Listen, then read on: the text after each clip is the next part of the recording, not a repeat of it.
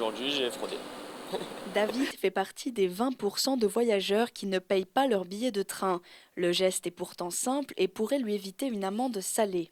Pendant la période de contrôle, c'est 35 € et si on n'est pas en mesure de payer, ça passe à 30 € en plus de frais de dossier. Si intervention de la police, vous aurez un forfait de 8 € en plus. Sur le plan national, la région PACA est championne des fraudes, un phénomène qui s'explique par des raisons simples. Il y a une montée évidemment de l'incivisme et de l'incivilité, ce qui fait que par le manque de présence de personnel en gare, les gens s'installent dans les trains comme ils le veulent et nous ne sommes pas assez de contrôleurs pour aller vérifier tout le monde. À Nice, les usagers privilégient l'honnêteté, un constat étonnant qui contredit les chiffres régionaux. Mais je me vois mal frauder. Ça m'arrivait quand j'étais jeune, ouais. Quand j'avais une vingtaine d'années, ouais. Je paye toujours pour les billets. Il y a cette appréhension de se faire arrêter en fait. Et quand il y avait les contrôleurs, j'étais quand même bien content d'avoir mon billet.